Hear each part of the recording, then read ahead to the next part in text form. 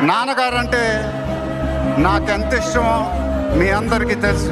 ఆయన చెప్పే ప్రతి మాట వినేవాడిని, ఒక్క మాట తప్ప. ఆయన ఎప్పుడు నన్ను ఒక పౌరాణికం సినిమా చేయమని అడిగేవారు. నువ్వు గెటప్లో చాలా బాగుంటావురా, ఒక సినిమా చేయి అని ఎప్పుడు అడిగేవారు.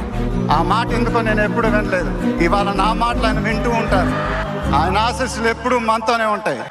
ఇది నా డ్రీమ్ ప్రాజెక్ట్. ఒక రకంగా చెప్పాలంటే once in a life time project. దీనికి ఎంత కష్టపడాలో అంత కష్టపడతాను. I make my director the most proud. నేనెప్పుడు మిమ్మల్ని పొగుడుతూ పెద్ద పెద్ద మాటలు చెప్పలా, ఎందుకంటే మీరు నాకు చూపించే అభిమానం నేనెప్పుడు అది మాటలతో చెప్పలేను. ఎప్పుడు అంటూ ఉంటానుగా, ఆ మాటే చెప్పాలి.